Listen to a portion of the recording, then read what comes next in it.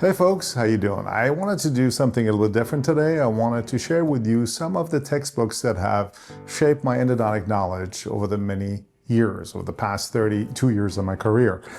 This is a question that has come up several times in comments and in emails about which textbooks I recommend and I don't recommend. Now, right off the bat, I want to say that no one textbook has it all. Every textbook has a different aspect or an angle to endodontics, from a clinical science and patient management and the business and this and that. So many different aspects of endo, non-surgical and surgical. But in order to improve as a endodontist and become a better clinician, clearly you need to partake a little bit of everything. First and foremost, the journey to excellence, as I have mentioned in previous videos, is one that requires an understanding of the endodontic science and then its application clinically, which requires not only that knowledge, but also the application via hand skills, leading your team, your healthcare team, and also making your patients feel like they have been taken care of, and that's really the basis of all healthcare. It's the caring component part of it. So that's not something you can necessarily learn from a textbook, but textbooks are a good beginning to get a big sense of the theory behind the practice.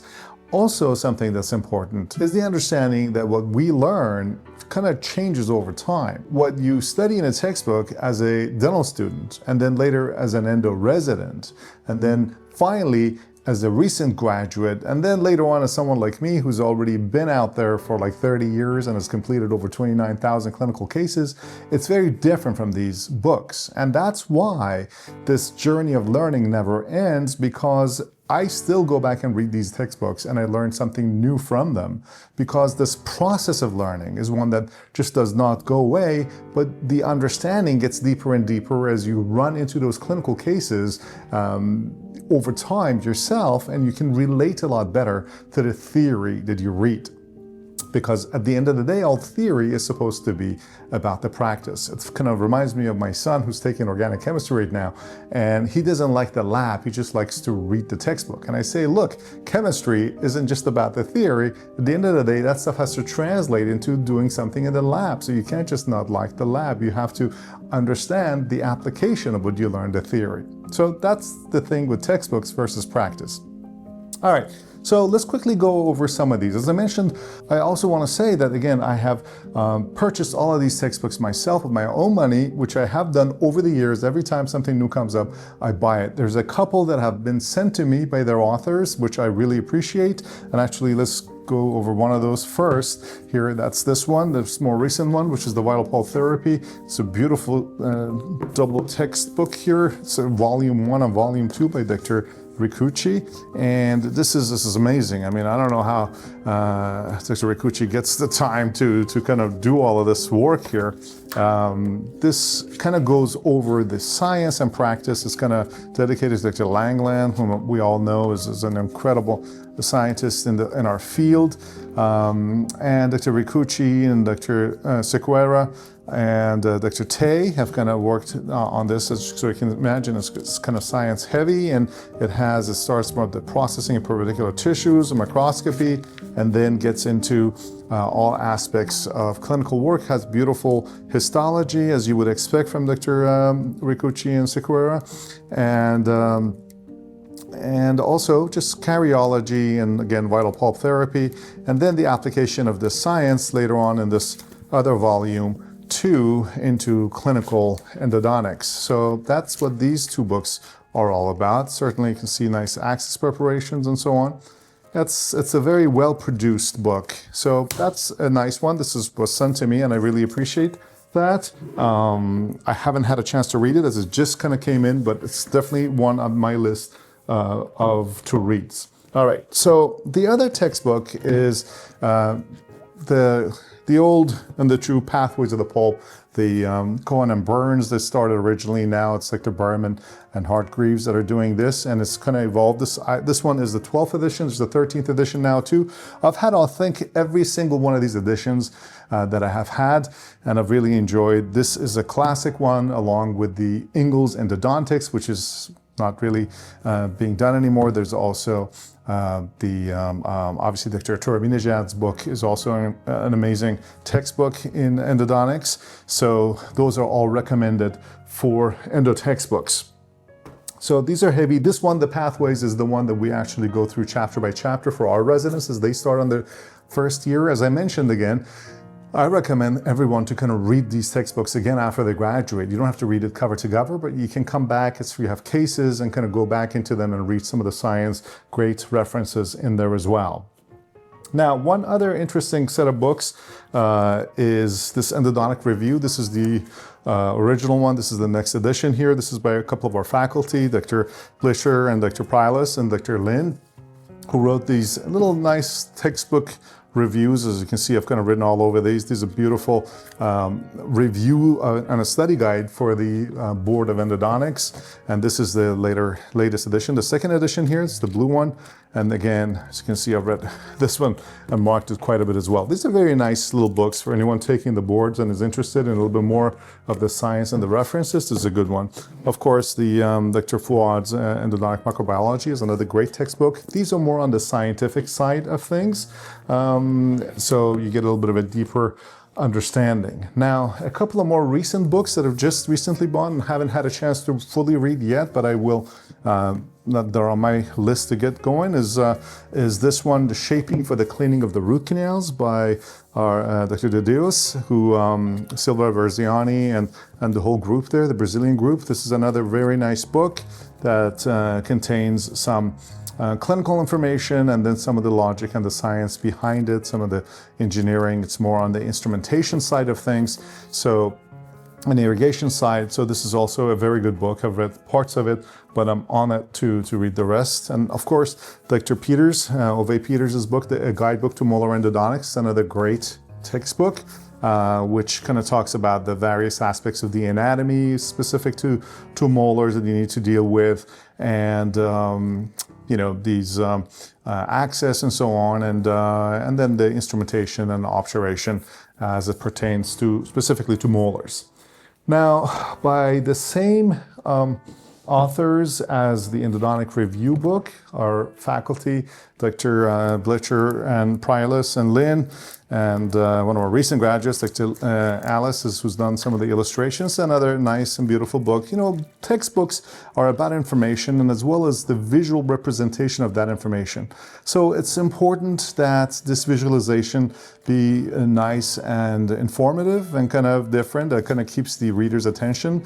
In the modern world of social media, as you can imagine, people need to have that type of beautiful looking things to take a look at. Our attention span has reduced in time, so therefore we do need to have things that are easily that we can easily follow. Now, it's actually, as a little bit of a sidebar here, part of the reason why I have, you know, I've written a bunch of articles, but not certainly anywhere near what I really should have. And the main reason is because I've embraced cinematography and filmmaking as the main mode of communication for myself. So over the past, you know, almost 20 years now, as I've produced nearly 1,000 videos, I've decided that it's a lot more interesting to me, instead of writing and publishing, is to publish through the modern medium of YouTube and you know, social media. And I find that to be a little bit more interesting and challenging from my perspective. Of course, there is need for publications in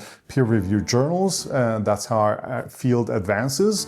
But this has been just, I was just giving a little sidebar explanation for the way I have been processing the world in my mind. I guess it gets me a chance to also do a little bit of a nice cinematography setup. All right, another good book, which is a little bit from overseas here now, Dr. Ahmed and Dr. Doomer here, from Endodontic Advances and Evidence-Based Clinical Guidelines. This is a more scientific book. This is it's also a textbook like Pathways of the Pulp.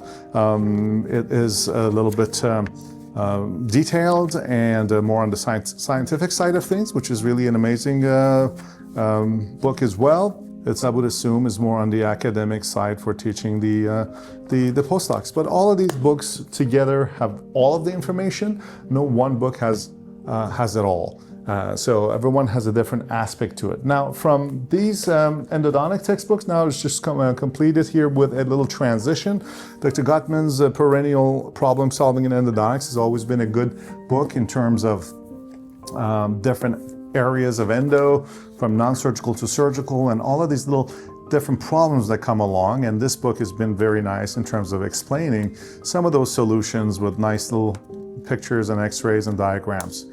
Again, a lot of people have moved away from expensive textbooks and things like that into videos in which a lot of people are sharing their understanding, but it's sometimes good when you get someone who's spent so much time to write a book. They have curated and acquired a lot of interesting specific information that is worth a read. So now we move to the last 3 books here, and these are surgical books. Now there are a couple of other surgical books that I recommend as well. These, the Gottman's book and the Don Aaron's book and a couple of other ones, but these 3 are the ones that I had around.